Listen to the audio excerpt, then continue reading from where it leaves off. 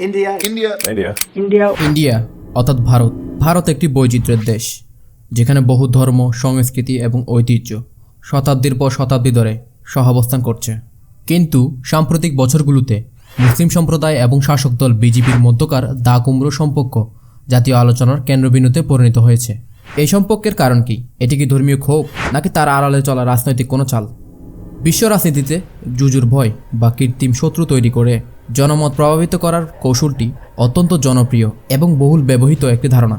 এর মূলনীতি হলো একটি পক্ষকে শত্রু হিসেবে তুলে ধরা, যা সাধারণ মানুষকে ভীত ও বিভ্রান্ত করতে সক্ষম হয়। এই শত্রু যদি বাস্তবে না থাকে, তাহলে সেটি কৃত্রিমভাবে গঠন করা হয়, যার ফলে শাসক গোষ্ঠী নিজেদের রক্ষাকর্তা হিসেবে উপস্থাপন করার সুযোগ পায়। শত্রু না থাকলে রক্ষাকর্তার প্রয়োজন পড়ে না, আর শত্রু থাকলেই জনগণ রক্ষার জন্য কাউকে দরকার মনে করে। এভাবেই শাসক শ্রেণীর ভোট ব্যাংক দিন দিন বিনা পুঁজিতে ভারী হতে থাকে। এই কৌশলটি দক্ষিণ এশিয়ার রাষ্ট্রগুলোর রাজনীতিতে ব্যাপকভাবে প্রতিফলিত হয়েছে। উপমহাদেশের রাজনৈতিক ইতিহাসে সাম্প্রদায়িকতা এবং বিভাজনকে হাতিয়ার হিসেবে ব্যবহার করা হয়েছে।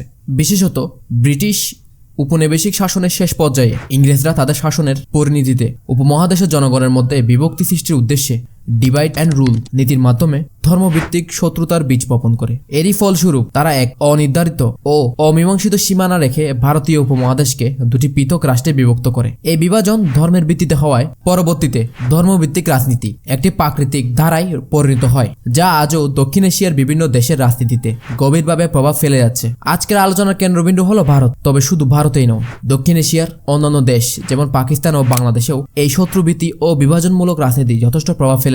পরবর্তীতে এই ধরনের শাসক গোষ্ঠীর কৌশলগুলো নিয়ে বিস্তারিত আলোচনা করা হবে, কিন্তু আপাতত ভারতীয় রাজনীতিতে জুজুর ভয়ের প্রভাব এবং তার মাধ্যমে ক্ষমতাসীনরা কিভাবে নিজেদের অবস্থান শক্তিশালী করে তুলছে সেটাই আমাদের মূল বিষয়। ভারতের বর্তমান সরকার বিজেপি, যারা বিগত 2014 সাল থেকে এখন পর্যন্ত রাজত্ব করে যাচ্ছে এবং এর আগেও তারা ক্ষমতায় এসেছে। এই দেশটিতে হিন্দু মুসলিম সম্পর্কের দ্বন্দ্ব, বিভিন্ন সাম্প্রদায়িক উত্তেজনা এবং রাজনৈতিক দলের মধ্যে ধর্মীয় স্লোগান ও মতাদর্শের ব্যবহার ভারতীয় রাজনীতির একটি অংশ হয়ে দাঁড়িয়েছে। যখনই বিজেপি ক্ষমতায় আসে, তখনই মুসলিমদের ওপর নির্যাতন করা আর আক্রমণের হার বেড়ে যায়। এই আক্রমণের কারণ দেখতে গিয়ে দেখা যায় ভারতের প্রধানমন্ত্রী নরেন্দ্র মোদী এবং বিজেপি রাজনৈতিকরা বিভিন্ন সময় তাদের বক্তব্যে মুসলিমদের আক্রমণ করে কথা বলেন। 2020 সালে দেওয়া নরেন্দ্র মোদীর এক বক্তব্যে তিনি বাবরি মসজিদ, জম্মু কাশ্মীর आर्टिकल 370 নিয়ে বিবৃতি দেন। आर्टिकल 370 को हटाने का फैसला डन। जम्मू कश्मीर और लद्दाख को केंद्र शासित प्रदेश बनाने का फैसला डन। और सिटीजनशिप अमेंडमेंट एक्ट भी डन। और ये सिर्फ सैंपल है। এই বক্তব্য দেয়াকালীন একটি পর্যায়ে তিনি বলেন, এটি তো মাত্র শুরু। और इस सैंपल से ही आपको लग गया होगा कि The actual action begins here. তিনি এই কথা কাদের জন্য বলেছেন, কাদের তিনি হুঁশিয়ারি দিয়েছেন এবং কাদের বিরুদ্ধে তিনি শুরু শব্দটি ব্যবহার করেছেন? আমরা এই বক্তব্যের সূত্র ধরে দেখতে পাই তিনি তার এই বক্তব্যে যা যা বলেছেন তার প্রত্যেকটি হয়েছে মুসলিমদের বিরুদ্ধে। তার বলা বক্তব্যকে পর্যালোচনা করতে গিয়ে আমরা আরও দেখি অযোধ্যার একটি বড় দল হিন্দু জাতীয়তাবাদী, যার মধ্যে বিজেপি সমর্থকরাও অন্তর্ভুক্ত। তারা বাবরি মসজিদ ধ্বংস করে দাবি করে যে এটি রাম জন্মভূমিতে নির্মিত হয়েছিল। এটি সারা ভারত জুড়ে ব্যাপক সাম্প্রদায়িক দাঙ্গার সূত্রপাত করে। এছাড়া 5 আগস্ট 2019 সালে ভারত সরকার 370 অনুচ্ছেদ বাতিল করে, যা জম্মু ও কাশ্মীরের বিশেষ মর্যাদার অবসান ঘটায়। এই সিদ্ধান্তের ফলে কাশ্মীরের ভেতরে ব্যাপক প্রতিবাদ শুরু হয় এবং পাকিস্তান সহ বিশ্বব্যাপী শক্ত প্রতিক্রিয়া সৃষ্টি হয়। এই সিদ্ধান্তের পর কাশ্মীরে কঠোর লকডাউন আরোপ করা হয় এবং যোগাযোগ ব্যবস্থা যেমন ইন্টারনেট এবং ফোন সেবা বন্ধ করে দেওয়া হয়। এই বিচ্ছিন্নতা কয়েক মাস ধরে চলে, যা তথ্যের প্রবাহ এবং কাশ্মীরের দৈনন্দিন জীবনে ব্যাপক প্রভাব ফেলে। ভারত সরকার এই লকডাউনটি সম্ভাব্য অস্থিরতা এবং সহিংসতা প্রতিরোধে আরোপ করে বলে জানায়। এছাড়া বিজেপি এবং তাদের নেতাকর্মীরা বিভিন্ন সময় এই ধরনের উস্কানিমূলক বক্তব্য দিয়ে থাকেন। তারা তাদের বক্তব্যের মাধ্যমে বোঝাতে চায় 110 কোটিরও বেশি হিন্দুরা 21 কোটি মুসলিমদের হাতে জিম্মি। আপনাদের কাছে ছোট একটি প্রশ্ন, এটি কি আদতেও সম্ভব? माँ घर पे मेरे को बोल रही है बेटा हिंदू खतरे में। मैं माँ को बोल रहा हूँ नहीं माँ लॉजिक खतरे में है। अभी 80 करोड़ लोग अपने ही देश में कैसे खतरे में हो सकते हैं? मेरी माँ बोल रही है नहीं है। তাদের এই উস্কানিমূলক বক্তব্যের ফলে ধর্মীয় দাঙ্গা এবং মুসলিমদের উপর হামলা আরও ক্রমে বেড়ে যাচ্ছে। সম্প্রতি রাজস্থানের একটি প্রচার সমাবেশে প্রধানমন্ত্রী নরেন্দ্র মোদী একটি বিতর্কিত বক্তব্য দেন, যেখানে তিনি বিরোধী কংগ্রেস দলকে অভিযুক্ত করেন যে তারা ক্ষমতায় এলে হিন্দু পরিবারগুলির সম্পদ মুসলমানের মধ্যে বিতরণ করবে, যাদের তিনি অনুপ্রবেশকারী হিসেবে উল্লেখ করেন। মোদী বলেন, কংগ্রেস মুসলমানদের অগ্রাধিকার দেবে এবং যারা বেশি সন্তান ধারণ করে তাদের কাছে হিন্দুদের সম্পদ তুলে দেবে। जीवन के सपनों से जुड़ा हुआ है, तुम उसे छीनने की बात कर रहे हो अपने मैनिफेस्टो में। गोल ले लेंगे, सबको वितरित कर देंगे। और पहले जब उनकी सरकार थी उन्होंने कहा था कि देश की संपत्ति पर पहला अधिकार मुसलमानों का है। इसका मतलब ये संपत्ति इकट्ठी करके किसको बांटेंगे? जिनके ज्यादा बच्चे हैं उनको बांटेंगे, घुसपैठियों को बांटेंगे। क्या आपकी मेहनत की कमाई का पैसा घुसपैठियों को दिया जाएगा?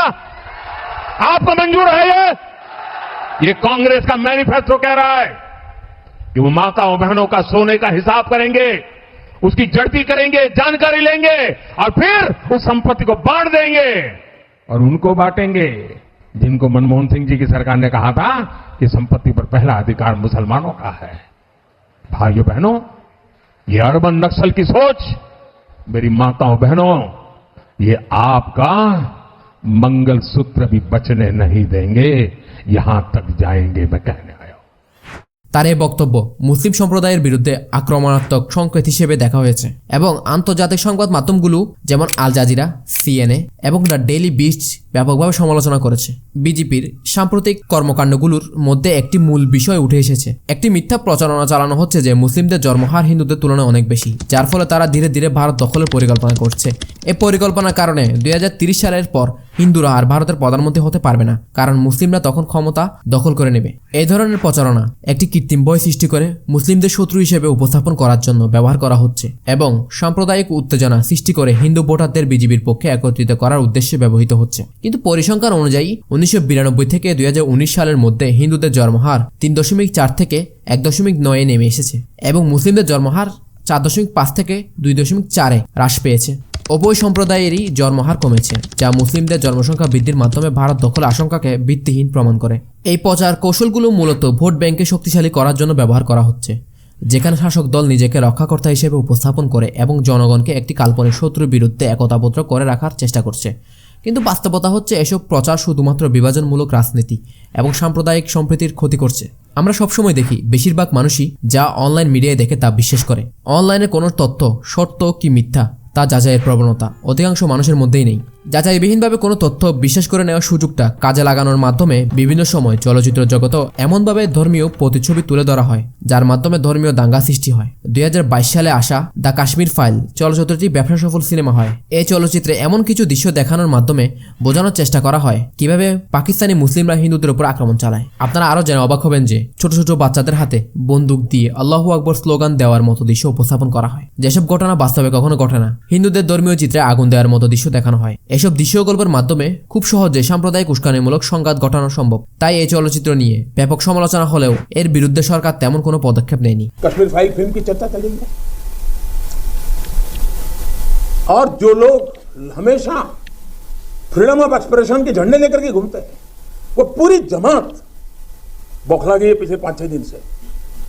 और ये फिल्म का तथ्यों के आधार पर, आर्ट के आधार पर उसकी विवेचना करने के बजाय उसको डिस्क्रेडिट करने के लिए बड़ा मुहिम चला है, आपने देखा होगा। যার ফলশ্রুতিতে তারপরের বছরই আসে আরো একটি বিতর্কিত চলচ্চিত্র দ্য কেরালা স্টোরি। এটি 2023-এর আরো একটি ব্যবসা সফল চলচ্চিত্র, যেখানে উপস্থাপন করা হয় লাভ জিহাদের নাম দিয়ে কিভাবে সনাতনী মেয়েদের মুসলিম করা হয় এবং হেনস্থা করা হয় তার এক বাস্তবতা বিবর্জিত কাল্পনিক চিত্র। এসব চলচ্চিত্র নিয়ে বিতর্কের জন্ম হলেও এর বিরুদ্ধে কোনো পদক্ষেপ নেওয়া হয়নি। এই বিষয়গুলো সুস্পষ্টভাবে প্রতিফলিত হয় এসব সিনেমার পেছনে বিজেপি সরকারের প্রত্যক্ষ এবং পরোক্ষ উদ্দেশ্য বিদ্যমান।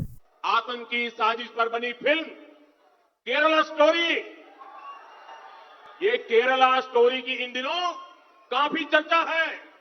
कहते हैं केरला स्टोरी सिर्फ एक राज्य में हुई आतंकवादियों की छद्म नीतियों की साजिशों पर आधारित है।